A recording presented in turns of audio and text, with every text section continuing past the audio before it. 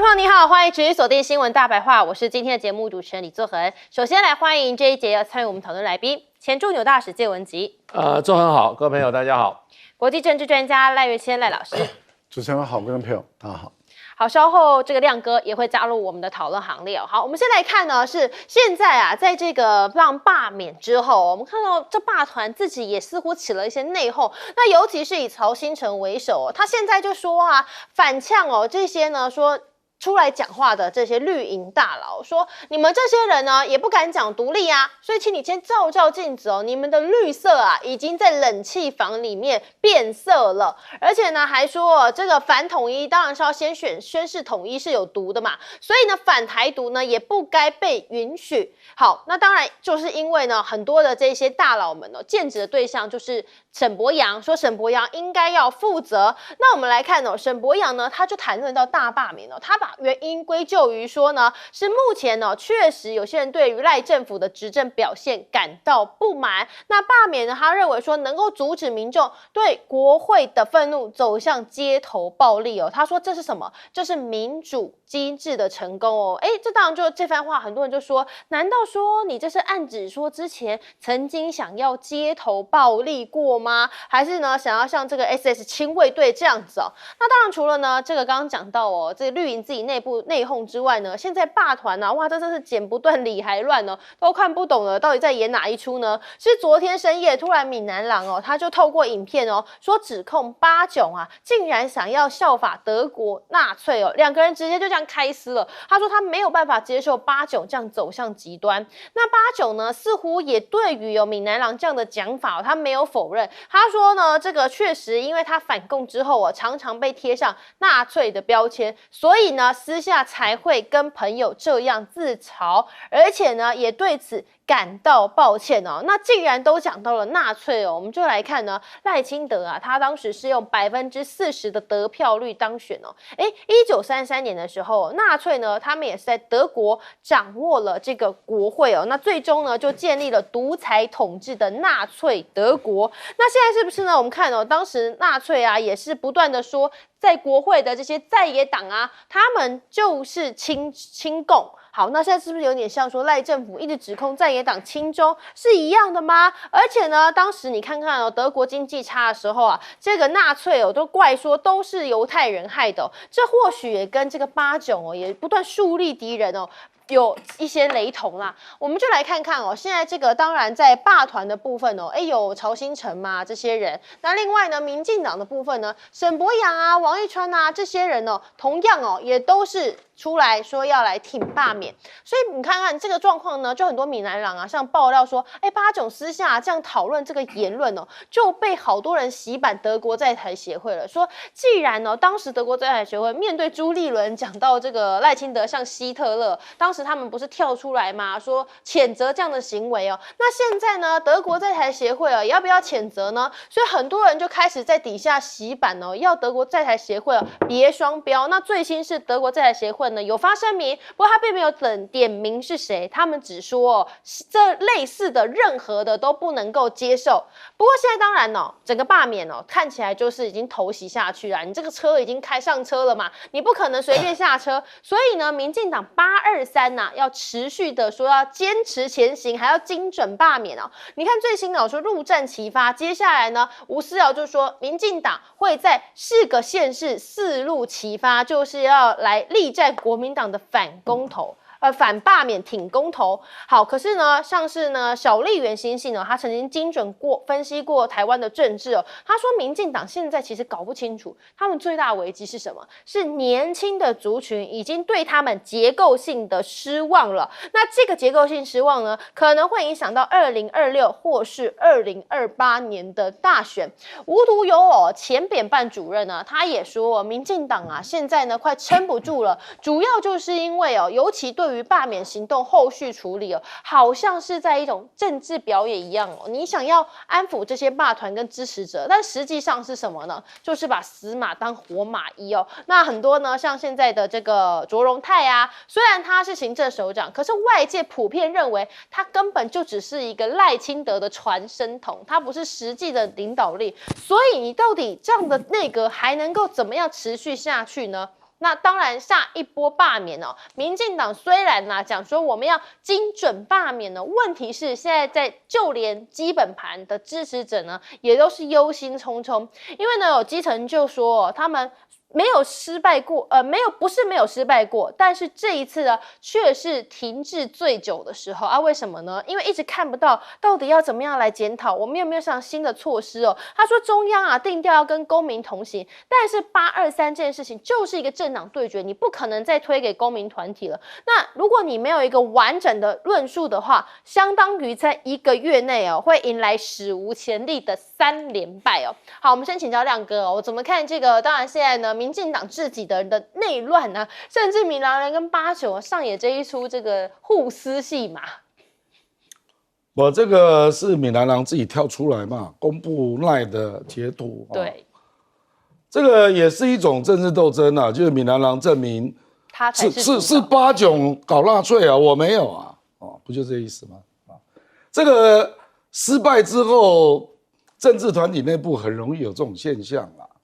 那这个本来就不能避免，比如说游盈隆、林濁水，游盈隆出来批评沈伯洋嘛，然后他们两个就是站在民进党要走远嘛，所以他认为赶快啦，823就不要搞了吧，对，那就赶快做个内部自我的检讨，以免伤到2026乃至2028嘛，所以我认为赖清德其实还是要负最大责任就是你党内的检讨的声音事实上纷纷出现，比如说王世坚、对，林濁水游盈隆，如果赖清德823紧急喊停那了不起就是跟青鸟意见不一样嘛，我觉得这样的受伤还是有限的，可是你现在不是啊，你自己延误了这个判断，决定823再打没有台阶下了。往往这个自我反省都是一鼓作气的啦。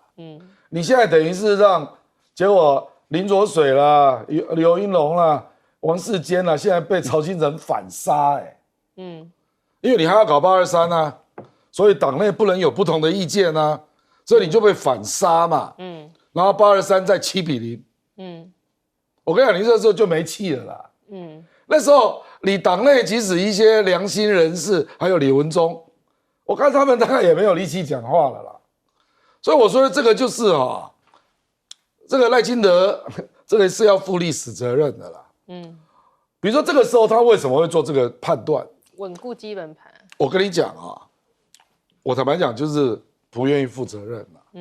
或者是说他美国去不了，然后关税即将公布。他要稳住党内啦，不要让党来批评我啦。那就变成说我们再打823。那至少民进党内部要团结嘛。那这个时候你就不要来检讨什么关税啦，一大堆了。可是我跟你讲他这样想，事实上对自己更伤。因为我自己以前在民进党，我非常清楚啦。我举例比如说那个时候建国党跑出来，台联跑出来，民进党主席没有讲话就让他们去批评民进党到时候选民会做决定嘛，所以那条路是走不通的嘛。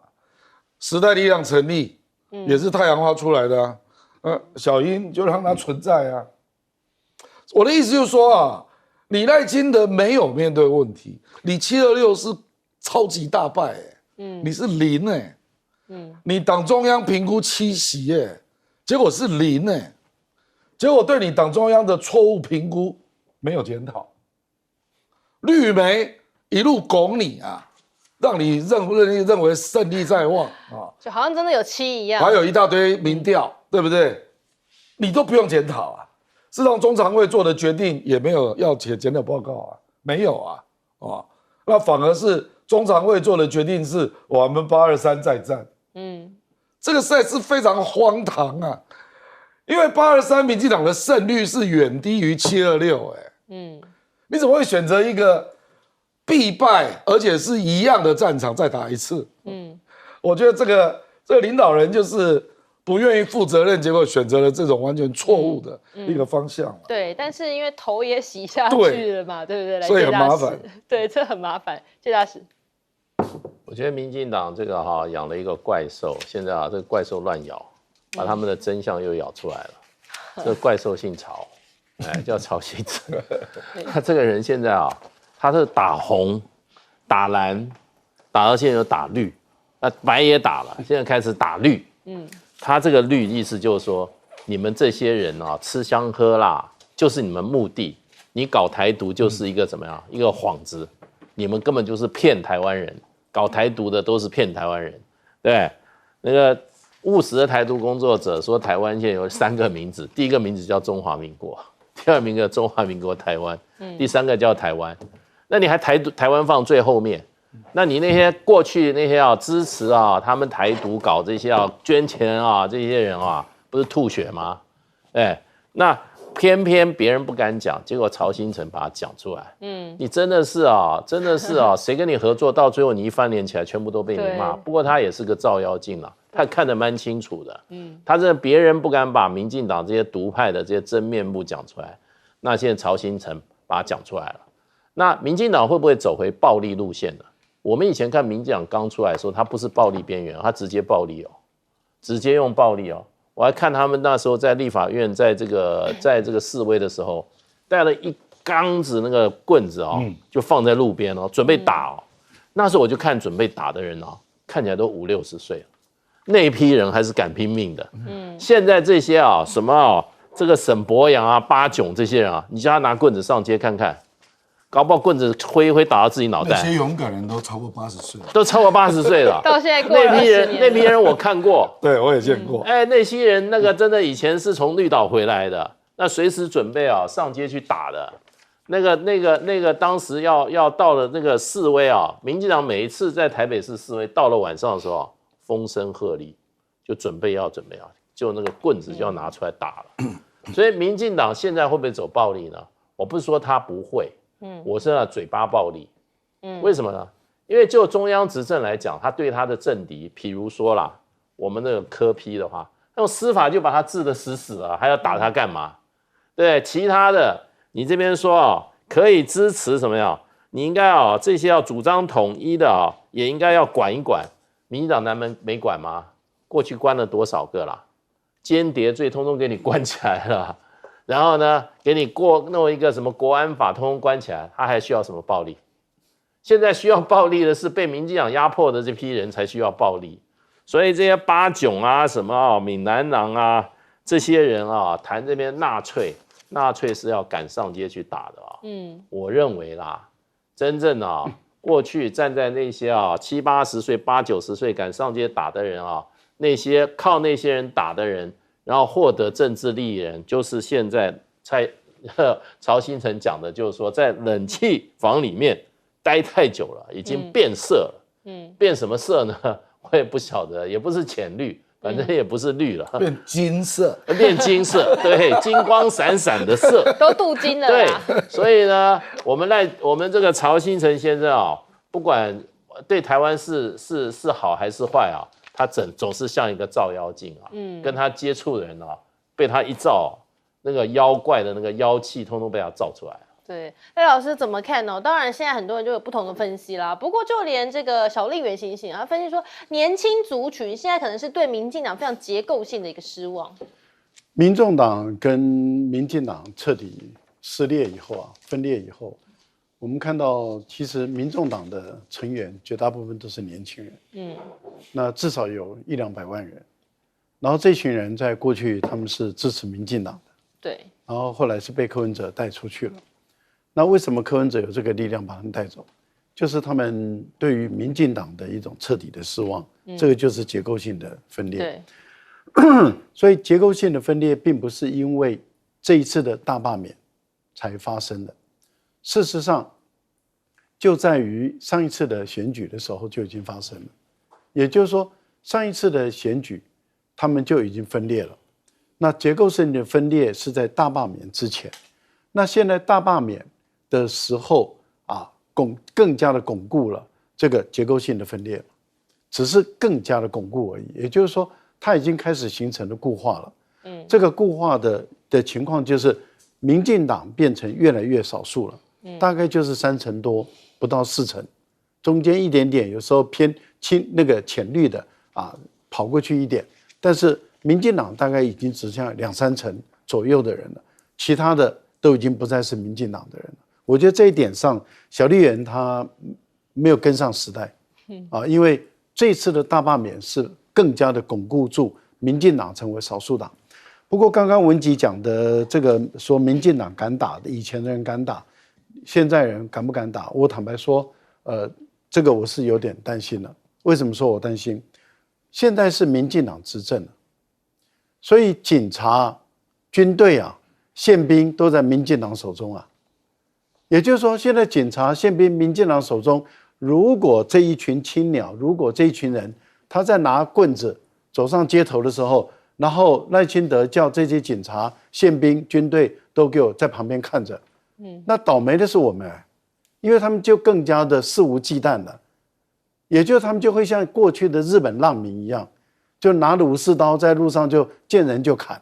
那你这些绿营的青鸟、八迥或者是什么什么狼的什么的，或者是沈伯洋的，你们就拿着棍子就在街上找跟你意见不一样的人就猛一打，那警察在旁边插手随便你打，那还得了啊？那我觉得这个是一个更可怕的一个时代啊！现在的情况看起来就是民进党内部的斗争，民进党内部的斗争看起来是越来越激烈了。主张要有反省力的这些人，他们开始被斗了。尤伯龙啊，尤英龙不是尤伯龙，尤英龙、林卓水，尤伯龙是行为学派的一个大师啊，这个，然后那个林卓水等王世坚他们开始被斗了。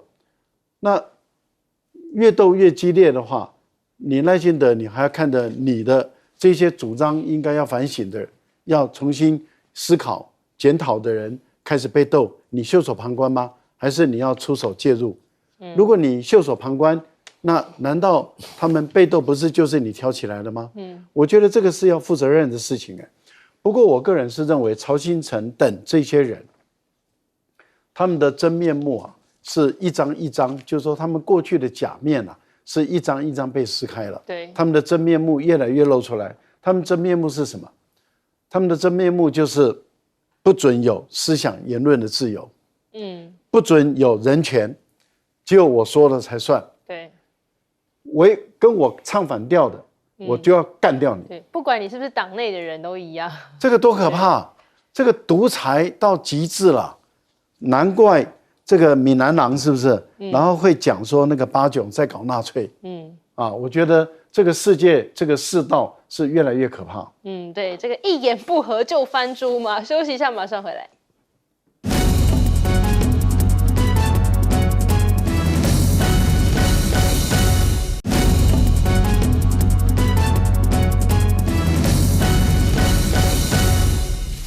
欢迎您回来，新闻大白话。我们来看呢，当然现在这个关税的议题啊，全民瞩目之外呢，现在说的20啊，赖清德一直告诉你说这是暂时性的关税，可是问题是大家有信心吗？好，问一下，等一下问一下来宾们有没有信心？问题是现在这个数据当中啊，就说有些民众可能会有一些疑虑哦。那赖清德是强调说，一切都在谈判当中，会争取最低最终的这个税率。那另外呢，还有说台美其实已经完成了所谓的技术性的一个框架了，这里头讨论的包含像是农产品，或者是呢美牛、美猪。那当然在食安跟高风险的产品上哦，说是我方会坚持要守住底线啦。问题是哦，我们这样子讲啊，可是也要美国买单嘛。然后你看美国的贸易代表呢，却是怎么说？他说，川普的关税几乎已经是完全的确定了，所以外界不要再期望说税率啊会在不久之后有可能会调降哦。话说的这么斩钉截铁，怎么好像跟我们的政府告诉我们的不太一样呢？那尤其大家还很担心是马上啊，这个232条款啊，是不是也会对我们才是产生最大影响的？我们呢有80%台湾输入到美国产品都在这个232条款当中。经济部说，现在已经完成的包含钢铝啊、汽车零组件啊、半导体啊等等的。那台湾相关的货品呢，2024年对这个美国的出口大概是868亿美元，所以呢，你看80%哦，对美国出口都在这一波的关税课征范围里头哦。好，但是大家就说了，我们这么没有信心的同时啊，是不是企鹅还比我们的谈判小组还会谈判呢？为什么呢？因为既然这个福克兰群岛哦，关税从41%降到了10%，所以多多说这好像是企鹅比人多的一个岛屿，怎么一夕之间哦，大家都认识他了，他成为关税谈判的最大赢家了。马上好多网友就讽刺说，企鹅没有谈判都可以有10%啊，我们谈了半天哦，谈了4次，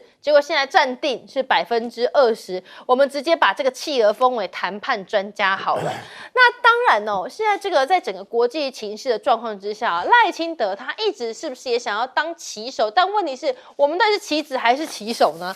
他现在说呢，国际情势有快速的变化，台湾就要当棋手，我们不能够当棋子。所以我们看到台湾呢，像是这个在以色列的部分哦，我们就金援了直垦区哦，结果呢，现在就被抨击了，因为呢，我们看当时台湾驻以色列代表承诺说，捐款的资助是被占领的约旦河西岸的这个医疗中心。那如果这样的消息是真的的话呢，就变成说台湾是全球第一个直接我们就占住了以色列直垦区的政府了。当然，很多巴勒斯坦的这个相关的支持者就到外交部抗议哦，有大概500个人说呢，要求台湾政府啊要立刻停止赞助以色列。为什么引起这么大的反弹呢？因为其实在以色列的部分呢，也是受到很多的质疑，像是呢就被指控说他们犯下这样冷血的暴行。有个加萨的男童只是领完食物亲热一下军人的手，结果马上呢就被以色列的军队给枪杀了。很多人说这样已经违反了人道的原则了。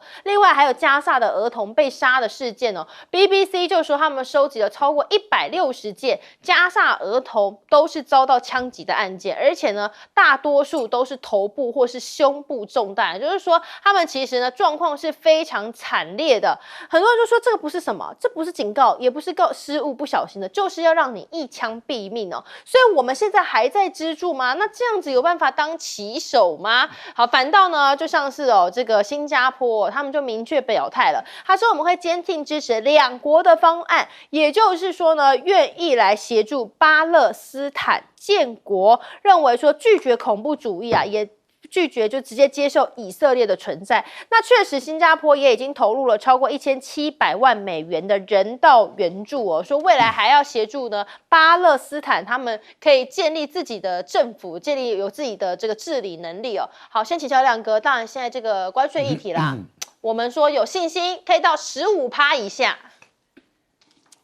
我不知道这是谁讲的啦，坦白讲，这个政府已经太多次说谎了，所以让人家难以相信啊。郭志辉不是说过吗？对，说我们在美国投资那么多，我们肯定比日本、韩国要低，跟他讲啦，郭志辉啊。而且我们行政院在当天要公布的时候说，我们正在美国在讨论联合声明，对不对？所以有一些技术细节，到时候会把它写出来，有吗？有联合声明吗？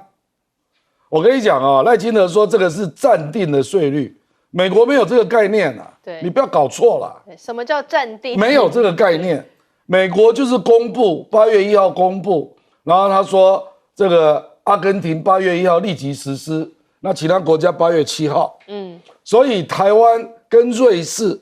因为瑞士39嘛，我们20嘛，我们就是争取在8月7号前，希望能够跟美国有最后一次谈判的机会，就是这样，没有什么暂定的，不要胡说八道。这赖清德，你不要乱讲话，美国公布没有这个概念啊，所以实际上就是，如果8月7号之前你没有办法对美国做大幅的让步，那就是20，那大幅的让步，你去看日本、韩国跟欧盟是做了什么事嘛？欧盟承诺买6000亿，日本承诺买5500亿，就投资啊，投资美国了。韩国承诺3500亿嘛，对不对？那或者是第二种模式，就是像印尼嘛，像越南嘛，进口零关税，越南就是进口零关税哦，全部哦。那印尼是90%零关税。只有这2条路啦，你不要糊弄我们了。所以实际上现在郑丽君还在美国，他就是要面临这样的一个压力了。那有他回来了啦，他刚回来。哦，回来了是不是？刚回来。哦，那看他表情如何。反正啦，我跟你讲，说努力中。今天已经8月4号了。对。努力中就是最后我们要拍板了。你8月6号之前一定要同意了。那传出来，坦白讲我也不太清楚了。有人传出美国要台湾投资4000亿，有人传出是3000亿啊。不管如何啦，你就是要有投资金额的承诺了。然后你那个进口关税要做调降了，就是这样了。这真的没有别的路了，因为别的国家都是这样处理的嘛。他不会对你特别好啦。菲律宾是他的盟友，20降到19，对不对？印度也是美国要争取的地缘政治的盟友，印度最后是25，从26降到25，所以美国没有再对你客气的啦。所以我觉得这个政府真的是非常的不老实啦。林俊宪还在友台那边鬼扯说有哪一个国家事先跟老百姓讲的？对不起时报报讲得清清楚楚，说我们就是卡在汽车25%，那卡在美国要我们承诺要投资一个金额，人家都讲得清清楚楚，就只有你台湾的赖清德政府到现在为止完全黑箱作业。对，确实今天其实有被问到然后呢，这个我们的谈判的贸易副代表就说，这个是一个国际的惯例我们不可能公布的。来，谢大使。那我刚刚讲的，那日本可以公布，韩国也可以公布啊。我告诉你啦，为什么弹出一个20%，就是从头太软，从头到尾就太软了，你就不够强硬。你看石破茂多强硬，对不对？人家从25%降到15%，对，人家就是强硬嘛。赖清德，你看他在记者会的时候笑嘻嘻的，笑嘻嘻的就是什么呢？这个给美国的谈判代表一个感觉，就是说，跟他要的不够，他根本不晓得这个事情严重性。所以你要去谈判，说实话，你出来以后你脸要很臭。为什么？就表示说我对这个结果我很不满，我还要怎么样结果他出来那个记者会笑嘻嘻的，然后不晓得事情的严重，还要说还可以谈，这个不是最后的。那很简单嘛，你是可以降到15那你对美国的投资，那你就要比日本还要多。日本5500亿，你拿得出来吗？对，你如果说真的给日本，你给了美国那么多钱，换回来你的这个关税从这个20往下降的话，你得不偿失啊。所以呢，我觉得这个基本上赖清德就是惧美，对美国人就是畏惧。在这个川普当政的时候，你越怕他，你被吃得越深。那现在人家就讲说，哇，这个跟这个20%，我们跟韩国差5%，还有什么好拼的呢？美国市场上，我们每一个项目都跟韩国都是在那边竞争的。你一下你成本差了5%，你市场就不要了。你知道我们现在在我们在这个凤山，在这个冈山一带，我们那个螺丝帽厂现在多惨啊！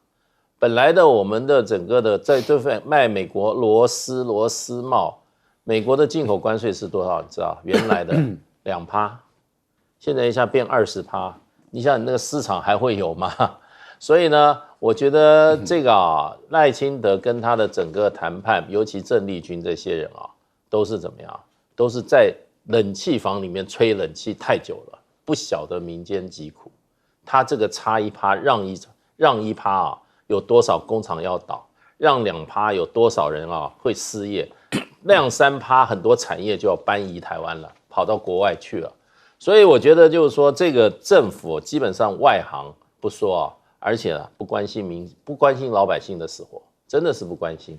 那现在就是说，接下来我跟你讲，美国还有一个那个前行政院长陈冲院长，我最怕一件事，什么事？他说我们真的接受美国的要求，去跟美国换债，换什么债？川普发明的100年无息债。我们现在有5000多亿的美金的我们外汇存底里面大部分都是买美债。这些债可以怎么样？可以买美债，还可以赚利息。你如果拿去换的话，反正啊，这些人就是说，他做到下台以后，他就不管了。你把美债换成这个美国的100年无息债啊，那你真的是对不起台湾。这是在什么叫出卖台湾？在谈判桌上最容易出卖。那现在呢，我们台湾说实话，我们的利益被出卖了。因为赖清德还说，我跟美国谈判啊，我希望达成2个目的，其中一个目的是因为跟美国加强安全的合作。台湾有什么不安全的？就是因为搞台独才不安全，你不搞台独就安全了嘛，还去跟美国加强合作。那美国人来讲说啊，你要谈安全，再加码，所以呢，可能就变成什么20%了，本来还有15%的机会。所以呢，我觉得这个政府真的是啊，丧权辱国。来，赖老师，美国现在的国会跟白宫啊，跟行政部门现在正在争吵啊，而且也可能会要求宪法啊解释一下。就是说，这个关税的决策权到底是在白宫行政部门，还是在于国会立法部门啊？那当然，美国如果说他对于台湾课20%的关税，那这个决定在美国。但是问题就是，我们对于美国课的关税，你要降到0，你要不要经过立法院同意？那也就是说，台美的贸易协议，你要不要经过立法院同意？要不要送到立法院去审查？要不要报告？那你一旦要送到立法院去报告的时候，那这个时候还能够盖得住吗？你一定要公开要透明了嘛。那你要公开要透明，你今天你能拖1天算1天，你没有经过立法院，没有经过人民给你做后盾，先讨论，你自己本身偷偷的，到时候你干了上前入国的事，那这个责任是算在我们怎么去追究啊？那也就是说，对于川普目前我们所看到日本、韩国、欧洲，甚至于印尼、菲律宾他们的下场很清楚了嘛，也就是要不就是你5500亿的投资，要不就是你农产品大米，你对美国的关税降到0，要不就是你对美国的汽车关税降到0，而且很多所谓的非贸易障碍，你的货物税是不是也要下降？你这些都要讲嘛。韩国现在也被要求要3500亿美元的投资，而且要帮美国建造这个造船业等，这些你到最后都要公布，都要让大家知道。现在的情况是，台湾的民众一无所知，台湾的各企业界一无所知，大家都不知道该怎么因应。不管是金融业不知道该怎么因应，企业界不知道，农民不知道，进口业不知道，出口业也不知道。台湾现在的情况是没有人知道，然后不清不楚，不明不白。可是问题是8月7号要开始实施嘞。8月7号你美国一开始实施以后，那台湾的冲击面到底在哪里？你要不要给我们台湾的厂商有因应的时间啊？你到今天不说，郑丽君也回来了，也到今天不说。可是川普已经说了，我就是8月7号开始实施。8月7号然后格里尔说，对不起啊，我们现在关税谈都已经底定了，这是川普的大战略，他的架构就是这样。那当然有人说，加拿大的总理马上要再去美国跟他谈，说瑞士也要再谈。那以川普的这种善变的个性，很有可能还会做一些调整。可是问题是在于实施的日期会往后延3个月，像墨西哥一样吗？不一定吧。台湾可能是完全不可能吧。加拿大有可能，对不对？加拿大因为它是北美自由贸易区嘛，他们是影响最大的。那台湾一旦不能够延的话，就是8月7号实施，你不让台湾的厂商知道，你要台湾去死啊？对，这个是很严重的事啊。对，更多的关税讨论马上回来。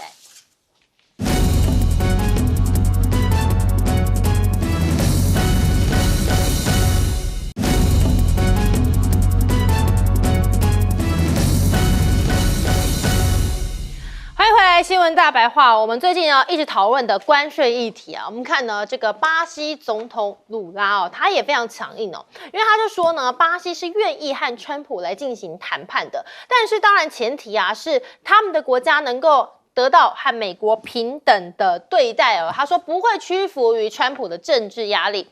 那巴西的首席顾问呢就说，巴西也非常的反对哦，因为贸易伙伴和其他国家的贸易往来，而对对方实施单方面经济制裁哦，这不是应该国家间会受到的对待。好，另外呢是巴西的民众，当然现在就是出来抗议啦，说美国啊，这叫做什么？叫做关税霸权，所以他们非常的不满呢，就走上了街头。那这样的活动呢，其实隐含的是双方关系可能恶化的这样的迹象哦。因为川普也承认说，就是因为他的政治盟友被起诉嘛，所以他才会用这样的惩罚性关税哦对待巴西。好，所以你看到呢，在巴西哦，这是不是也因为关税产生的问题呢？大家就说有巴西一个男子啊，他呢跑到了超市，试图要逃跑的时候呢，被警方逮捕哦。然后你看到画面上，他为了要逃跑，竟然呢不只是奋力抵抗哦，干脆就抓住了屋顶的管道哦，以为自己好像变成是蜘蛛人一样哦，这样子呢想要来爬着逃离超市。当然啦，最后是被宪兵呢全部人一起爬上货架，把他给抓了下来，才把他给制服了哦。可是这个画面非常的惊险，大家看了也是瞠目结舌。那我们就看到哦，对于现在关税的问题上啊，其实8月1号的时候哦，美方说对巴西课征了50%的高额关税，当时就引发了他们的震惊跟反弹的情绪哦。那这时候呢，当然中国呢就赶快趁势要来出手啦，所以呢，中国就在8月2号宣布批准了这个巴西企业向中国大陆可以出口咖啡。好，同时呢，另外我们还要来看到印度哦，现在就说呢，印度啊跟美国之间呢，川普说他们叫做死亡经济体哦，这个说法非常的沉重。那印度的总理莫迪呢，就直接间接的就回应啦，他说呢，我们会成为第3大经济体哦，意思就是告诉你说不会变成是死亡经济体。我们带你来听。सबसे बड़ी अर्थव्यवस्था बनने जा रहा है, सजग रहना ही है। अब हम कौन सी चीजों को खरीदेंगे? भारत के लोगों द्वारा बनी है।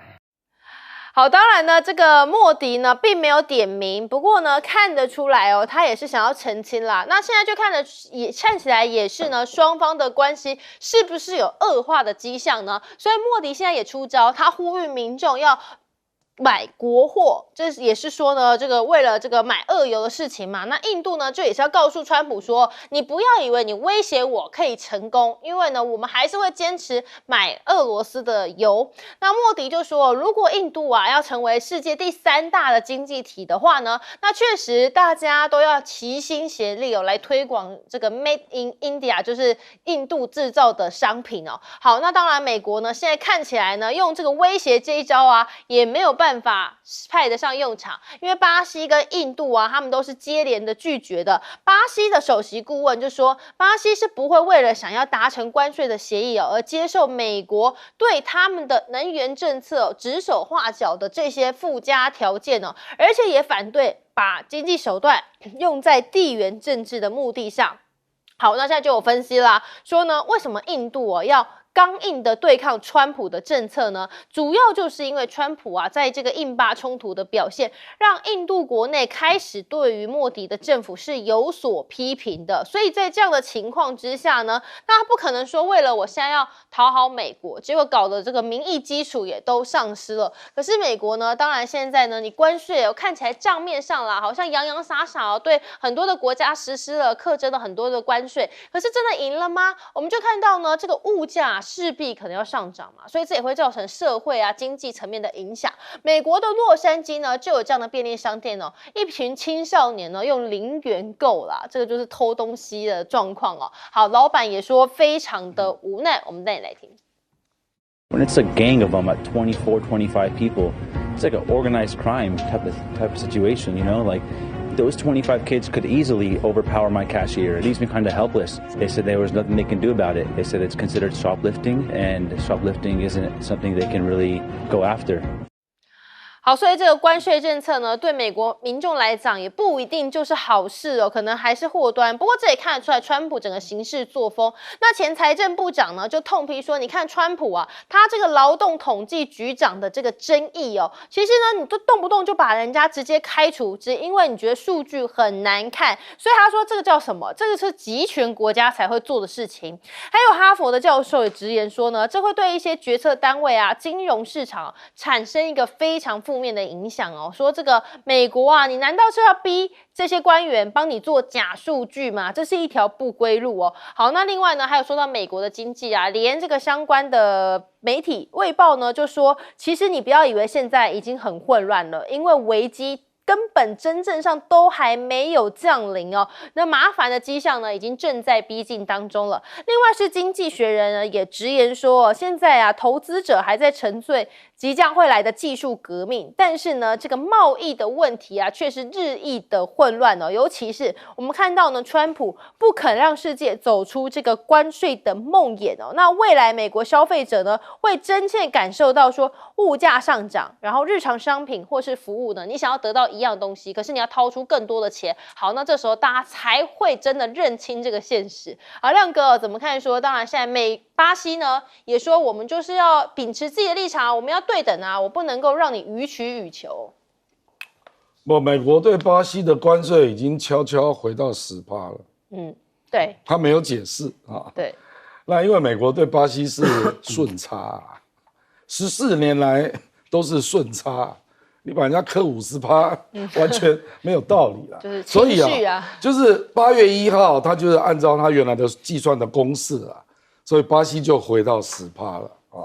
那主要是印度啦，因为印度美国，你刚刚讲那个死亡经济啊，事实上它是用 dead economy 啊，就是说，川普的贴文是这样写的，说印度跟俄罗斯的经济都是死气沉沉啊，那他说美国跟印度是形容词贸易也不多啦，所以他根本就不在乎印度，这样有点这个味道啊。那显然就是莫迪印度内部的官僚主义、保护主义等等，或者是关税。印度的关税是主要经济体里面最高的啦，17%，这个关税太高了啦。实际上中国大陆现在可能只有7%左右，我们台湾大概是6点多啊。印度真的太高了，可是他不愿意调整，所以川普就火大了啦，所以就给他从26这样1%变成25啊，这个其实对印度有伤哦，因为印度卖到美国一年大概是870亿啊，很多人估计他大概至少会损失70亿到100亿啊，那莫迪不管了，我认为美国这个做法啊，会把印度逼到金砖国家的怀抱了，因为本来印度有点若即若离嘛，那现在就没办法了啊，等于是把印度逼向中国跟俄罗斯啊，还有巴西啦啊，那这个没有办法，因为印度坚持不调整，其实坚持不调整还有另外一个国家就是瑞士啊，瑞士就觉得我对你美国或之所以会有贸易顺差，是因为我的产品够优秀啊。他指的是劳力士手表啊、瑞士军刀啊，一大堆啊。其实他讲的也有道理啦，结果被磕39啊。那我觉得川普的关税啊，川普现在在吹牛啦，说他一年可以增加3000亿美元的收入。可是我认为到第4季啊，美国的物价就开始上涨了啦。对，因为美国的关税平均税率现在已经将近20了。是114年以来最高点，这个绝对会有影响的啦，就是各国对美国的贸易一定会变少，然后你的物价一定会上涨，那到时候会造成什么样的经济冲击，真的没有人知道。对，谁输谁赢还很难说。来，谢大使。对，这个我讲一下，这个就美国那个工业统计局长被开除的那个这个事情，这对美国影响蛮大的。因为这个工业统计局长他的任命啊，去年的时候他是美国参议院投票通过的，而且他这个职位被定位什么非党派的专业官僚。然后这个局长呢，他事实上有经济学博士的学位，而且呢在这边这个领域服务了20几年了，因为表现很好才会被提拔为这个职位啊。那你要知道他这个失业率调查是怎么做的呢？因为他这个工业这个统计局啊，他每个月啊要发出大概63万个问卷给63万个美国的各型的企业，让他们填报数据。那所以呢，这个基本上这个数据整个作业呢，统计又是非常非常的标准化，所以它没有作假的这个空间。然后呢，他这一次最让川普比较火大，第一个说，本来预计是9点多，你怎么给我搞了7点多啊？这个这个他不符合他的期望，他就不。更火的是什么呢？说他还下调我这个5、6月的这个统计数据，下调了20几万人。那为什么会下调呢？